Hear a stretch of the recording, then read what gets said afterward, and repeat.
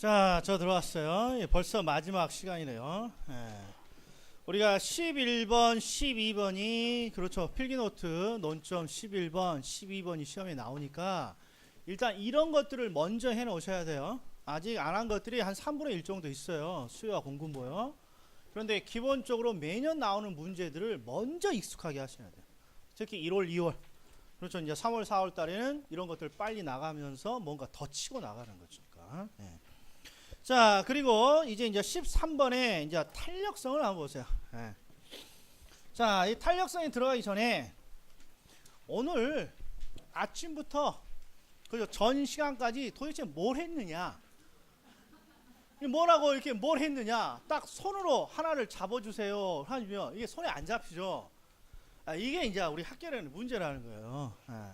뭔가 이제 법 같은 경우에는 그렇죠. 민법에 뭐 물권행위가 나와. 그럼 물권행위요. 이렇게 대답을 하는데 우리는 이게 출제하는 내용이 이게 두리뭉실하단 말이에요. 정확히 말하면 우리는 가격이 어떻게 결정되는지를 뭘로 설명해주고 수요와 공급 모형으로 오늘 딱 이 두 가지예요. 그리고 가격의 변화를 또 뭘로 설명해 줘야 돼요?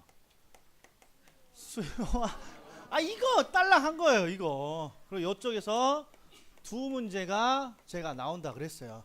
얘가 안 나오는 게 아니라 그렇죠. 얘는 매년 나오는 주제는 아니에요. 아무튼 이 두 가지죠. 그런데 이런 거였죠. 자, 우리는 수요와 공급 모형을 몰라도 이미 알고 있어요. 가격이라는 건 시장의 수요와 공급에 의해서 결정됩니다.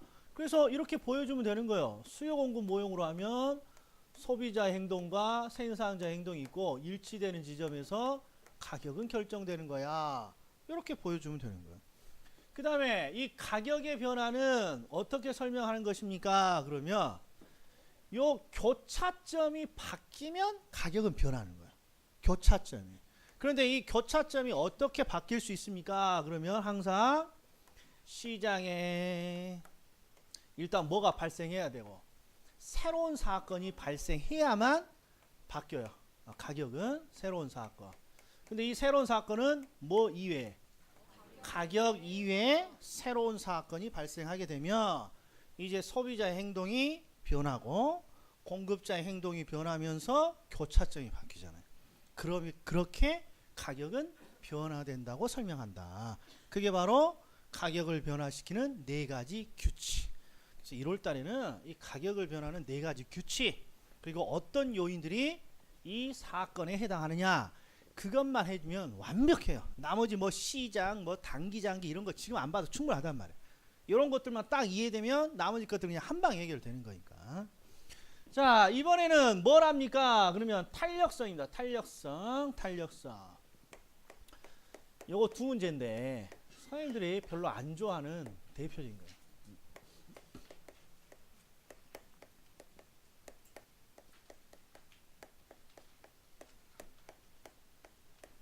자, 여기에는 뭐도 꼭 나옵니까? 계산 문제도 하나. 이게 첫 번째 계산 문제. 여기가 첫 번째 계산 문제. 자, 그런데 수요와 공급의 탄력성은요 종류가 많습니다. 그런데 압도적으로 시험에 많이 나오는 건 수요의 가격 탄력성이에요. 수요의 가격 탄력성.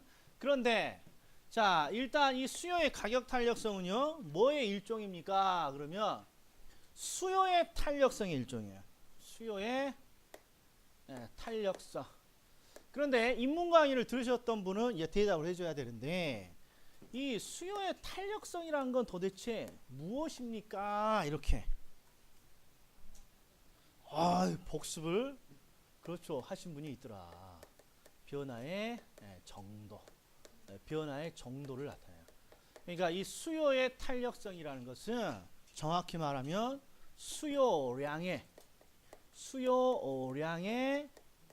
변화 정도를 알고자 하는 도구예요. 그래서 얘도 하나의 뭡니까? 도구예요. 도구. 모형이에요. 모형. 도구.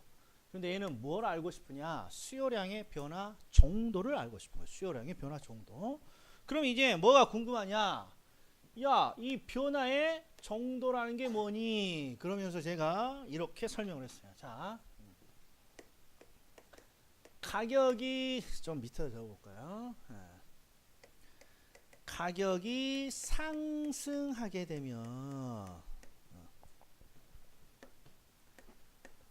수요량은 어떻게 됩니까? 이렇게.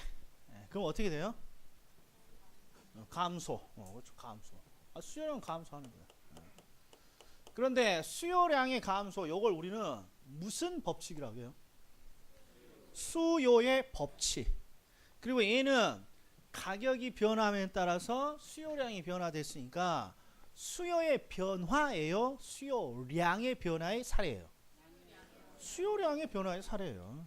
자, 그런데 얘는 뭘 나타냅니까? 그러면 이 수요의 법칙을 설명하고 있는 건데, 일반적으로 우리들이 지금까지 배웠던 수요와 공급 모형은요, 대부분 뭘 나타내느냐? 변화의 방향을 나타내요. 변화의 방향. 이 방향이라는 게 무슨 뜻입니까? 그러면 가격이 올라가는 쪽으로 작동을 하면 수요량은 어느 방향으로 이동을 해? 봤더니 뭐라고 되어 있어요? 양이 감소하는 쪽으로 변화해. 방향이에요, 방향. 또 보세요. 인구가 증가하게 되면 소비 측면의 행동이 바뀌죠. 수요 곡선 이동을 해요. 근데 수요가 양이 증가하는 방향으로 이동해요. 양이 감소하는 방향으로 돼요. 인구가 늘면. 그렇죠. 그것도 바로 뭐예요? 방향이에요, 방향. 그러니까 수요와 공급 모형은 기본적으로 어떤 정보를 제공해 주냐, 어떤 사건이 일어났을 때 가격이 올라가냐 떨어지냐 방향을 물어봐요. 그 다음에 양이 늘어나냐 줄어드냐 방향을 따지는 거예요. 방향을. 그런데 이 탄력성은 무엇을 따진다고 되어 있어요? 정도. 변화의 정도. 이 변화의 정도라는 게 무엇입니까? 그러면 가격이 상승할 때 수요량이 감소하긴 하는데 이게 5% 감소할 것이냐 10% 감소할 것이냐 20% 감소할 것이냐라는 이 변화의 정도를 나타내요. 이걸 우리는 변화의 정도라고 합니다. 변화의 정도. 그래서 탄력성 모형과 수요 공급 모형은 어마어마하게 차이가 있습니다. 수요의 법칙이라는 우리가 수요 공급 모형에서 배운 이 법칙은 변화의 방향, 탄력성은 변화의 정도 이렇게 말해요. 변화의 정도. 그러면 이제 궁금한 게, 야, 우리가 그렇죠. 변화의 방향을 따지는 건 너무나 당연하잖아요.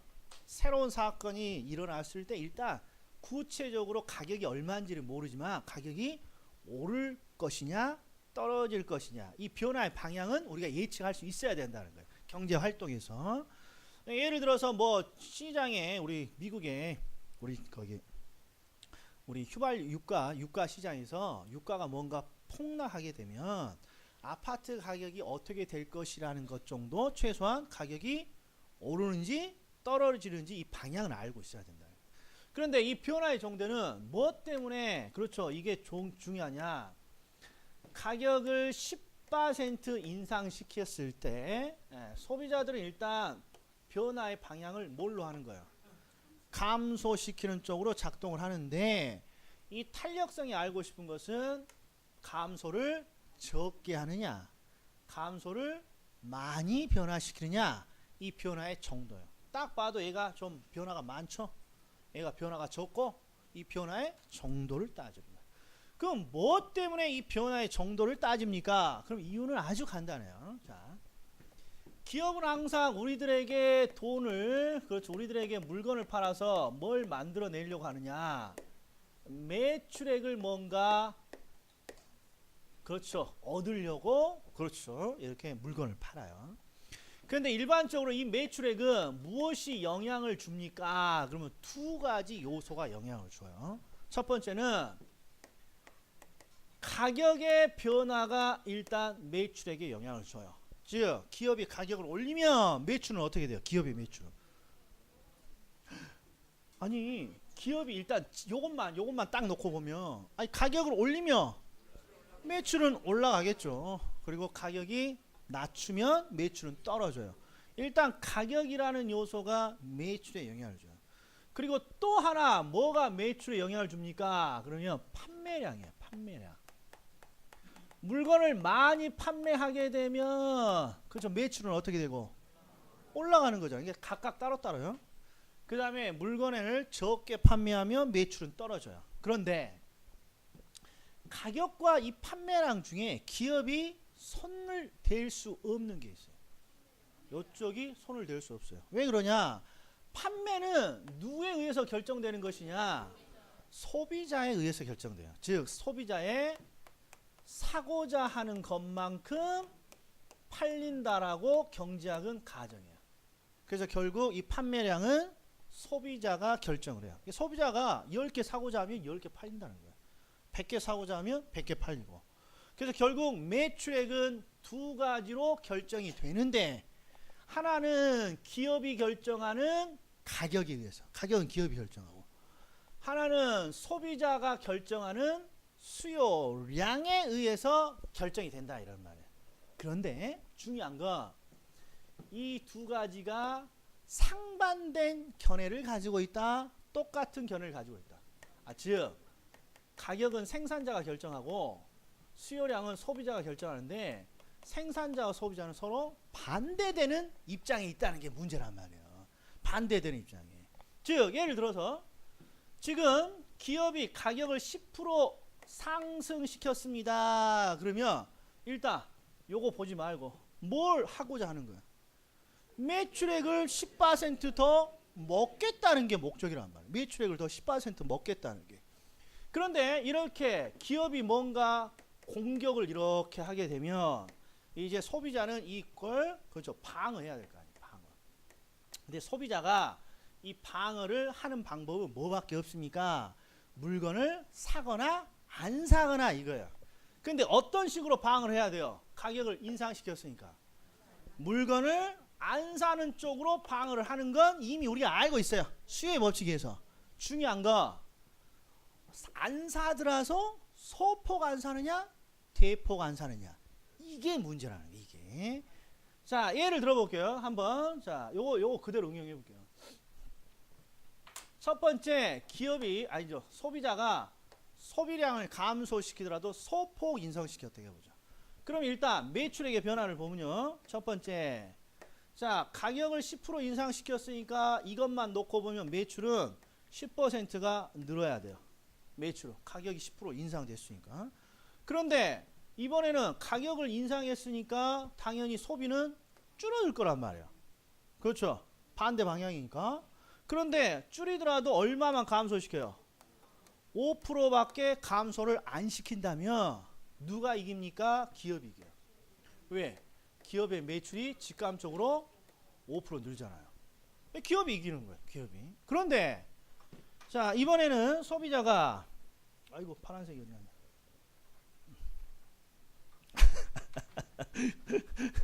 아 그걸 아예 책상 앞에다 갖고 계십니까?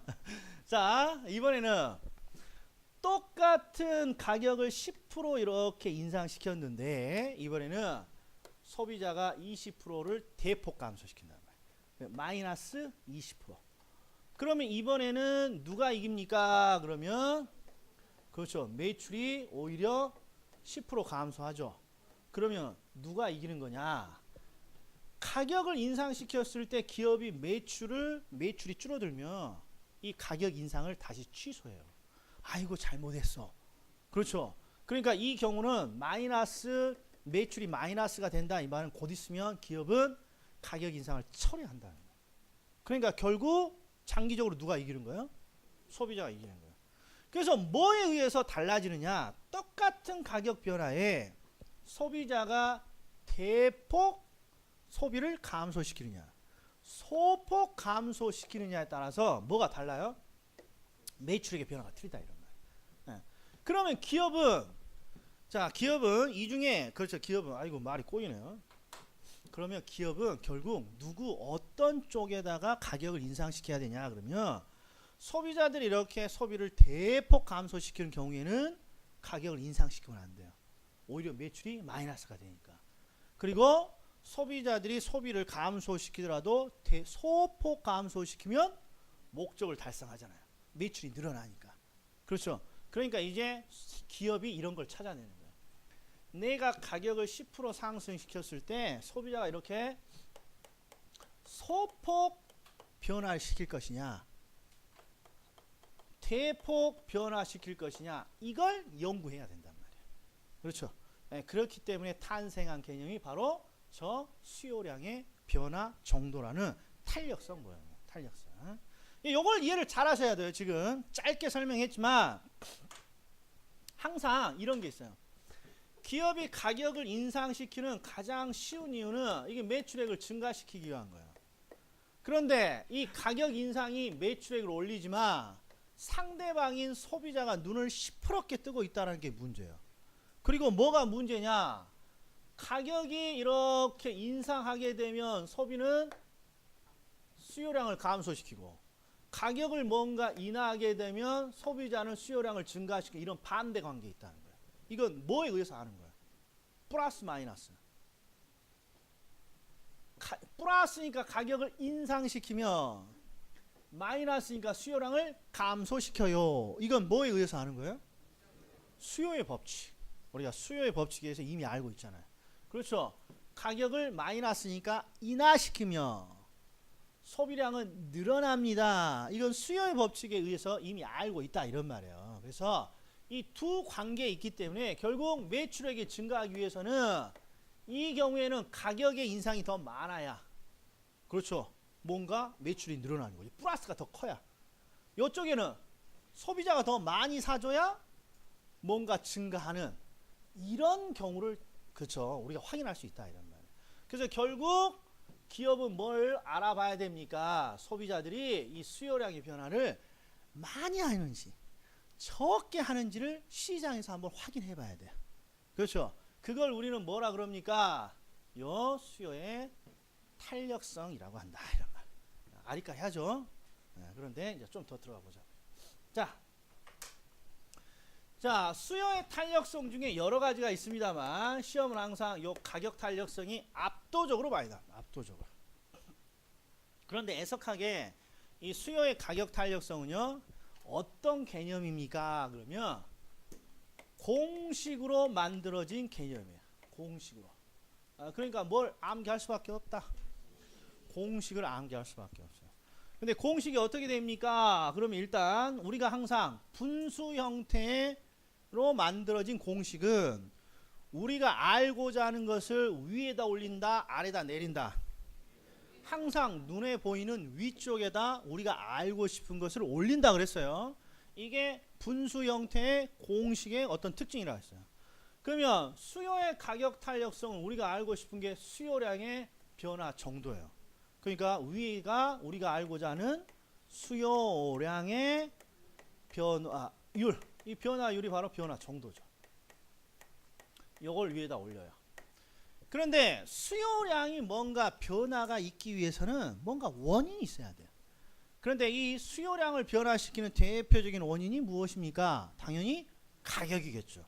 그래서 얘는 가격이 변화하게 되면 수요량이 변화가 이루어지는데 얼마 정도가 변화가 일어납니까? 즉 수요량의 변화 정도를 알고자 하는 거예요. 그래서 밑이 가격의 변화율, 위가 수요량의 변화율, 이게 공식이에요. 그리고 공식을 암기하는 방법 간단해요. 여기다가 뭐만 슬러시 이렇게 쭉 하면 수요량을 가격으로 나눈 거란 말이에요. 수요량의 변화를 가격의 변화로. 그렇죠. 이 탄력성이 바로 변화 정도를 나타내니까 이렇게 그냥 하면 되는 거예요. 자, 그런데 여기서 더. 자, 이런 공식화된 개념은 이게 개념이고 얘가 공식이에요. 그리고 이걸 우리는 뭐라 그러냐? 공식으로 만들어진 개념이에요. 우리가 공식화된 개념이에요. 우리가 공식화된 개념에 대해서 제가 인문 강의 때 뭐라고 설명했냐? 그러면 이런 거 있어요. 수익률도 역시 공식화된 개념이에요. 어떻게 만들어졌습니까? 그러면 투자 금액에서 수익이 차지하는 비율, 그렇죠? 이게 수익률이에요. 수익률. 그런데 우리가 이 공식화된 개념을 쓸 때 이 공식은 일반적으로 우리가 쓰지 않아요. 이게 무슨 뜻이냐? 그러면 갑이라는 친구와 을이라는 친구가 대화를 해요. 그런데 갑이 을이 뭔가에 투자한지를 알아요. 그리고 나서 이렇게 물어봐요.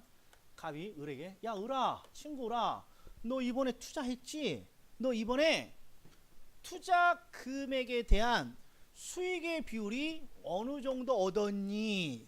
이렇게 말하는 사람 있어요?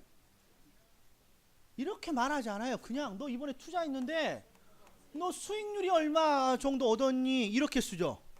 즉 공식화된 개념은, 이게 공식화된 공식으로 이 개념을 만들어 놨지만 실제 사람들이 쓰는 건 개념 자체만 쓴단 말이에요. 개념. 그리고 이 사람은 또 뭐라고 대답합니까? 수익률이 몇 %야? 대답하면 수익률은 한 10% 정도 됐어. 이번에도 공식을 써요. 개념만 써요. 개념만 쓰잔 말이에요. 개념만. 그럼 이 두 사람이 수익률이라는 용어만 가지고도 대화가 된다는 이유는, 그렇죠, 뭘 알고 있다는 소리예요. 이 두 사람은 기본적으로 수익률이 요걸 의미하는지 안다, 이런 말이에요. 그러면서 전라도 사람들의 특징이에요. 우리 어머니, 자 나한테 야 거시기 좀 가지고 와봐 이렇게 말한단 말이야. 그럼 대충 뭐 하고 있는지 보면, 아이고 거시기 여기 있습니다 이렇게 말을 한단 말이에요. 이 거시기라는 건 대단히 추상적인 개념이지만 이 두 사람이 알았을 때 뭔가 대화가 되는 거 아니에요. 이것도 마찬가지예요. 그러니까 자, 이 수요의 가격 탄력성이라는 건 기본적으로 이 공식화된 개념인데, 항상 우리가 실무적으로 쓸 때는 이 공식을 쓰는 게 아니에요. 즉 수요의 가격 탄력성이라는 개념 자체하고 이게 뭔가 수치가 나오면 요 수치 두 가지만을 쓴단 말이에요. 여기도 쓰잖아요.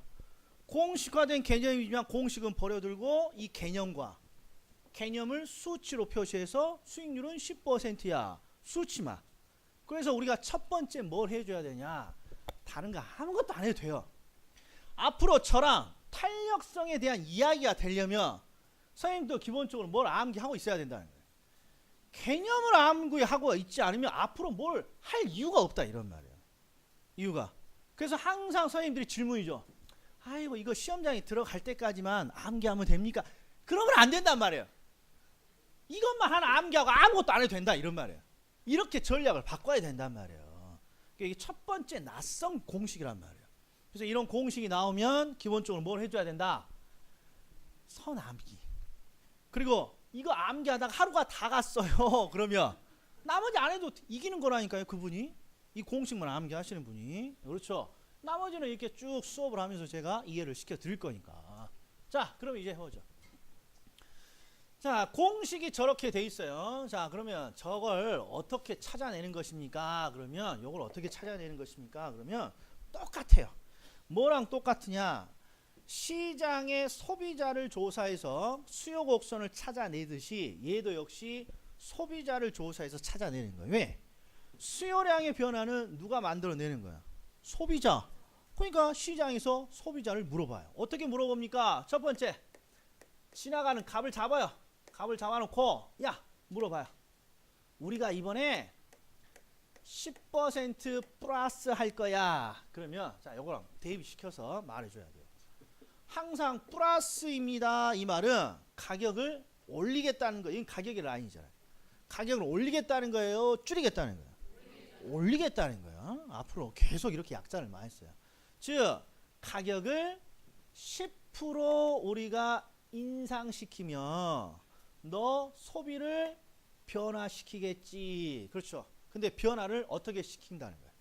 마이너스니까 감소. 그리고 이건 우리가 알고자 하는 정보가 아니에요. 가격을 올릴 때 소비량이 감소됩니다. 이건 변화의 방향이에요, 정도예요? 잘 봐요. 가격을 올릴 때 소비량이 밑으로 곤두박질 쳐요. 방향이에요, 정도예요? 방향이잖아요. 우리가 알고자 하는 건 변화의 정도이지 방향은 이미 어디서 알고 있는 거예요? 수요와 공급에서 수요의 법칙에 의해서 이미 알고 있단 말이에요. 수요의 법칙에. 그러니까 경제학자가 시장을 조사할 때 이걸 알고자 하는 거 아니에요. 이미 알고 있는 거예요. 너는 소비를 감소시키겠지. 그런데 알고자 하는 것은 감소시키더라도 어느 정도를 감소시킬 거야. 요걸 알고자 하는 거야. 그랬더니 아이고 나 한 5% 감소시킬게요. 이게 갑의 대답이에요. 이게 바로 우리가 알고자 하는 뭐예요? 변화의 정도. 이게 변화의 정도예요. 변화의 정도. 그 다음에 길 가는 을을 또 잡아요. 야, 너 우리가 가격을 플러스 인상할 거야. 10%. 그럼 너 소비를 변화시키겠지? 그런데 얼마를 변화시킬 것이냐? 요걸 물어봐요. 그랬더니 얼마를 대답합니까? 10% 변화시킬게. 요게 우리가 알고자 하는 변화의 정도. 그 다음에 병을 또 지나가는 병을 잡아요. 자, 가격을 우리가 10% 인상시킬 거야. 그럼 너 소비를 변화시키겠지? 그런데 얼마를 변화시킬 거야? 했더니 20% 이렇게 대답을 해요. 요걸 우리는 알고 싶은 거예요. 요거 했더니 어떻게 됩니까? 이거 수치가 이제 어떻게 나와요? 플러스 10분의 마이너스, 플러스 마이너스니까 부호는 항상 마이너스고, 그렇죠? 10분의 5니까 0.5. 이게 수요의 가격 탄력성 수치예요. 0.5. 자, 얘는 또 어떻게 해요? 마이너스야. 그리고 10분의 10이니까 1. 요게 수요의 가격 탄력성. 자, 얘는 마이너스고, 그렇죠? 2. 이게 실제 이 수요의 가격 탄력성의 공식만 암기하고 있다면 나머지 건 어려울 게 없어요.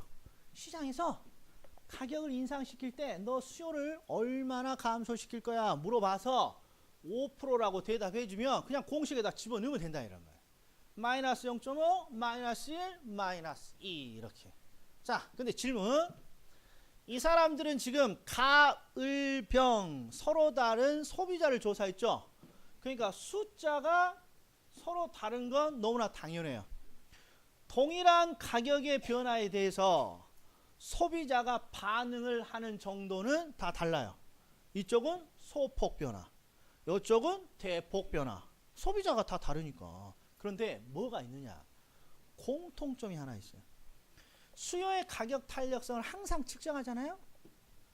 요 놈이 나와요. 요 놈이. 마이너스가. 왜 그럽니까? 가격을 인상시키면 수요를 줄이니까. 가격을 인상시키면 수요를 줄이니까. 가격을 인상시키면 얘도 수요를 줄이니까 항상 마이너스가 나오는 거예요. 그러니까 이제 경제학자들이 또 모여요. 야, 이거 맨날 그렇죠. 조사해봤자 맨날 마이너스가 나오잖아요. 근데 우리는 마이너스라는 걸 알고자 하는 게 아니라, 그렇죠, 이 5%라는 정도만 알고자 하는 거거든요. 그래서 이걸 없애기로 결정해요. 이걸 야, 뭐하러 마이너스를 붙여? 볼펜 아깝게 그냥 마이너스 다 띄고 하자. 어차피 그렇죠, 다 마이너스니까. 그래서 여기에 뭐가 들어왔습니까? 그러면 절대값을 이렇게 공식에 들어가 있는 거예요. 그러니까 이 절대값을 씌웠기 때문에 이제 플러스든 마이너스든 무조건 양수로 표시되는 거예요. 양수로. 그래서 기본적으로 탄력성의 수치는 항상 어떻게 나옵니까? 0 또는 양수로 의도적으로 만들어낸 거야. 의도적으로. 그러니까 앞으로는 이런 부호를 신경 쓰지 않는다는 거예요. 이게 절대값을 씌웁니다. 이 말은 절대값을 씌웁니다. 이 말은 결국 이 부호를 신경 쓰지 않는다는 거예요. 그렇죠? 예를 들어서 가격이 10% 인상됐을 때, 그렇죠, 우리는 다 뭘 알고 있어요? 수요를 감소시킬 거야. 이런 건 우리가 이미 알고 있는 거니까 가격에 얼마가 변화되는 거냐, 요것만을 찾아내는 거예요. 요것만. 자, 이게 수요의 가격 탄력성이에요. 자, 그럼 봐요. 절대값을 씌웁니다. 그러면 이런 거 이제 고려치 않는다. 이게 더 쉬워졌잖아요. 눈에 플러스 마이너스 안 보니까 왠지 마음이 편안하잖아요. 그렇죠? 그러면 이제 요걸 해석을 해야 돼. 해석. 왜 그렇습니까? 요 공식을 우리가 직접 활용하는 게 아니라 개념과 수치만을 활용하잖아요. 개념과. 그래서 갑의 수요의 가격 탄력성이 0.5입니다. 요걸 해석해 줘야 된다는 거예요. 해석. 요것만 쓰는 거니까. 자, 그러면 항상 0.5입니다. 그러면 밑에 뭐가 생략되어 있냐? 그러면 1이 생략되어 있네. 1. 그러니까 얘는 해석을 하면 가격이 1% 변할 때 그렇죠. 소비량은 그 절반인 0.5%가 변합니다. 이런 뜻이에요. 그런데 이것도 수업 목적상 별로 안 중요해. 중요한 건 배를 넣어줘요. 배수. 즉 수요량이 가격의 몇 배가 바뀌니 했더니 0.5배. 얼마가 바뀐다는 거예요. 절반이에요. 그러니까 기준이 뭐냐 그러면 가격을 기준으로 그죠? 가격의 몇 배 바뀌니 이게 해석이에요. 자 0.5니까 절반. 얘는 1이라고 나왔으니까 수요의 가격 탄력성 1이니까 의미를 어떻게 해석해 줘야 돼요? 한 배. 이게 가격 변화의 딱 한 배만큼 변합니다. 그 다음에 얘는 몇 배? 2배. 그러니까 얘는 가격의 몇 배가 바뀐다고요? 2배가 바뀝니다. 이렇게 해석해 줘요. 그러면 우리가 탄력성 끝이에요. 즉 수요와 가격 탄력성은 일단 공식화된 개념이니까 공식을 잡고 이 공식을 통해서 뭔가 수치를 찾아낸단 말이에요. 그럼 이 수치를 통해서 우리는 뭘 확인해 줘야 됩니까? 이 수치가 갖는 의미예요. 0.5입니다. 그럼 절반이에요. 절반. 0.5배. 가격의 0.5배만큼 그렇죠. 수요량이 변해요. 이거예요. 얘는 가격의 수요량이 한 배만큼 변해요. 얘는 가격의 수요량이 몇 배? 2배만큼 변해요. 이렇게 되죠. 자, 이게 이해됐어요? 자, 그러면 바로 풀어요. 스파르타 156페이지. 기출문제 156페이지. 자, 계산 문제를 먼저 해버렸어요. 제가 계산 문제를 156페이지 14번 보면 이렇게 되어 있어요. 해석을 잘 해줘야 돼요. 14번 25에 어느 지역의 오피스텔 가격이 4% 인상되었다. 자, 그럼 우리는 뭘 예상해야 되냐? 오피스텔 가격이 인상됐어. 그럼 오피스텔 수요는 인하되는 거죠. 감소하는 거죠. 그런데 오피스텔 수요의 가격 탄력성이 2야라고 나왔어요. 자, 지금 요 공식을 지금 쓰고 있어요. 뭐만 쓰고 있어요, 지금? 개념. 수요의 가격 탄력성이 얼마라고? 2야에서 개념과 수치만 적고 있단 말이에요. 그럼 우리는 이 수치를 해석해 주는데 항상 어떻게 해줍니까? 아니 공식이 이렇게 나누면 공식이란 말이에요. 수요의 가격 탄력성이. 그러니까 얘는 가격의 수요량이 몇 배?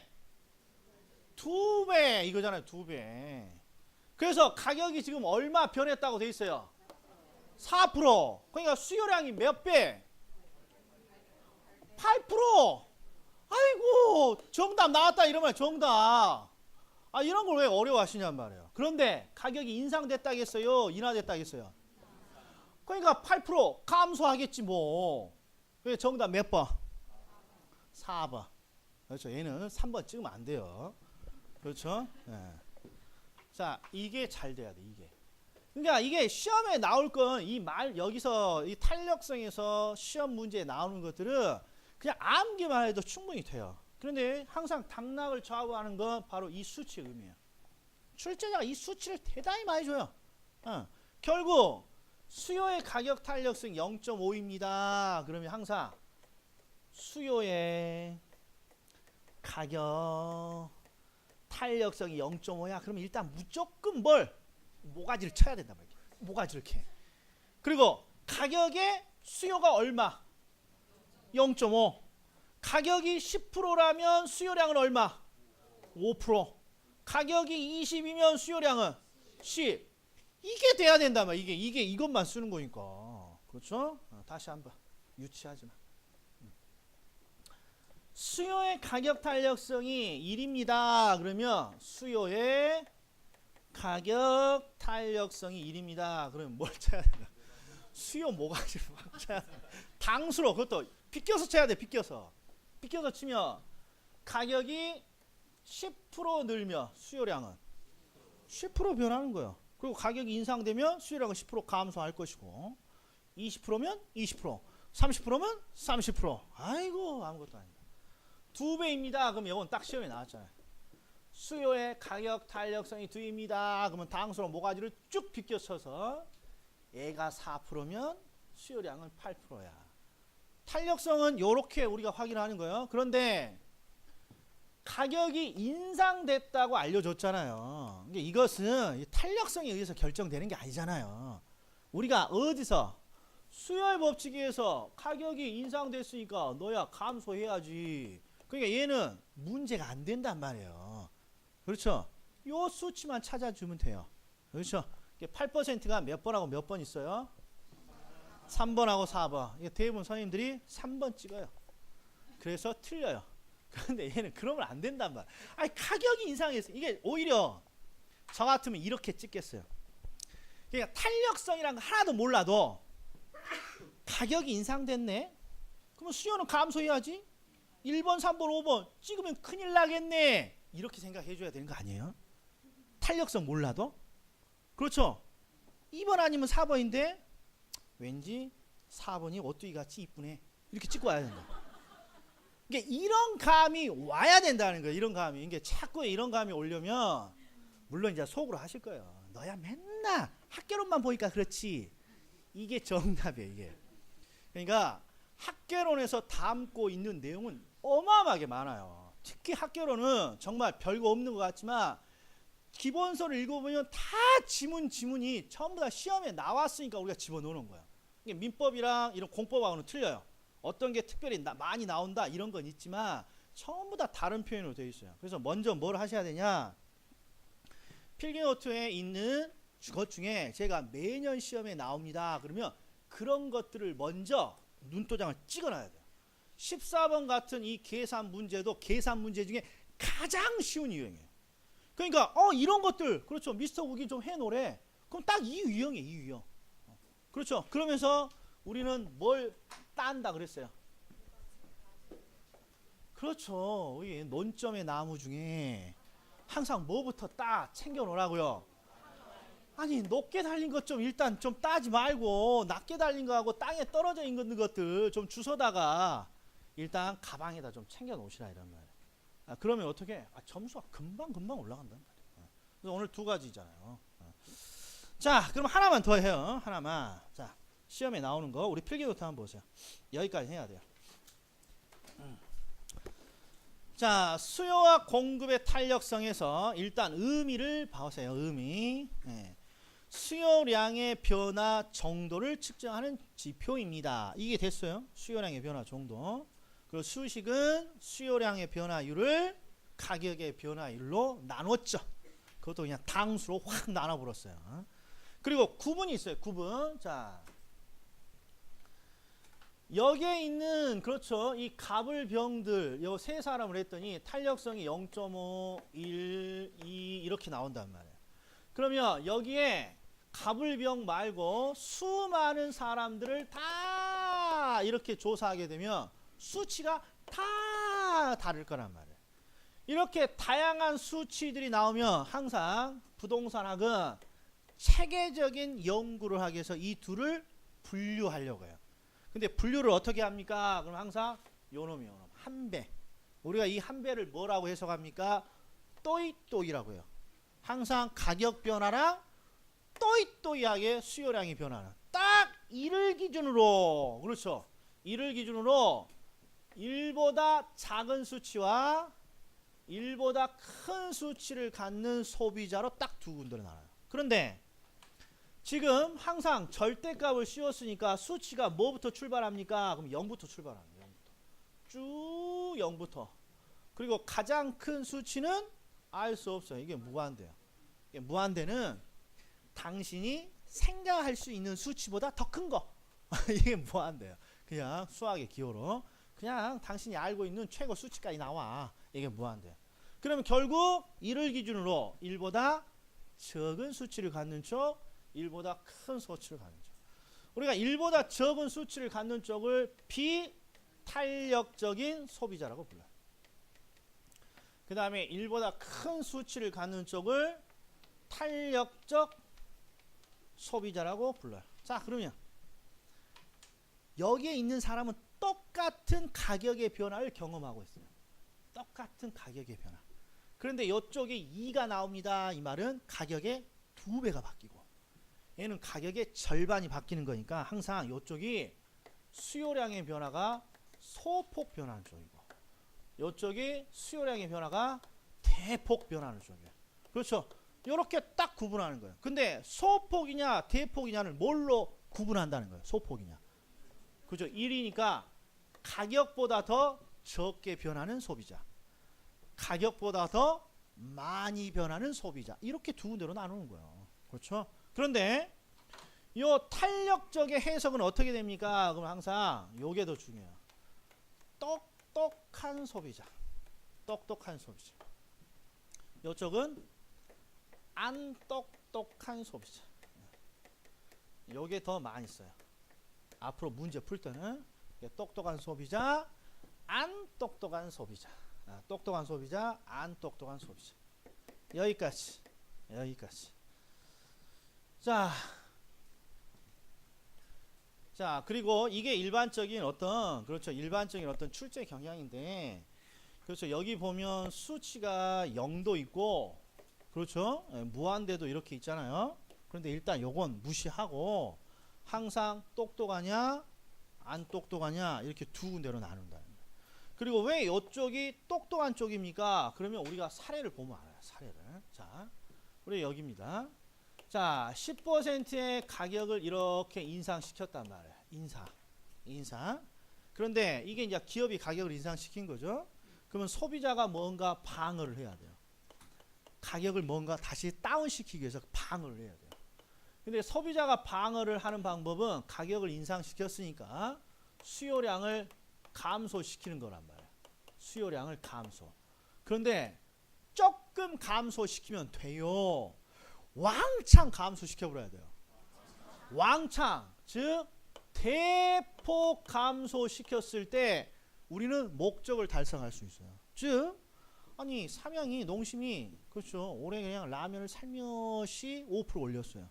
그러면 어쭈 이 자식들을 하고 우리가 완전히 농심 라면 사지 맙시다 하고 불매운동을 해버리면 농심 어떻게 나와요? 아이고 미안해. 가격 다시 원상 복귀시킬게. 이렇게 나오는 거란 말이에요. 그래서 항상 소비량의 변화를 더 많이 시키는 요 소비자가 보다 똑똑한 쪽이고 항상 자신이 원하는 목적을 달성할 수 있어요. 그래서 일단 여기까지예요. 자, 기본 내용에서 탄력성은 어디까지가 그렇죠? 기본입니까? 그러면 의미, 수식, 구분 그리고 옆에다 적어놓으세요. 문제 14번. 그게 바로 156페이지 문제 14번. 그렇죠. 페이지 156페이지 문제 14번. 요놈이 잘 돼야 돼요. 요놈이. 예. 자, 오늘 여기까지 하겠습니다. 자, 오늘 선생님들이 뭐만 좀 해주셔야 됩니까? 그러면 수요와 공급의 탄력성 중에 수요의 가격 탄력성. 그렇죠. 이게 의미가 뭐고 공식 암기하시고 그 다음에 이 공식을 통해서 계산하는 아주 간단한 문제 있었죠. 14번 이거 이해하시고 나머지 시간은 요 가격의 변화 관련해서 새로운 사건이 터지면 수요를 늘릴 것이냐 줄일 것이냐 공급을 늘릴 것이냐 줄일 것이냐 그리고 뭐까지 가격이 어떻게 될 것이냐 여기까지 그렇게 해주시는 거죠. 자, 오늘 수고 많으셨습니다.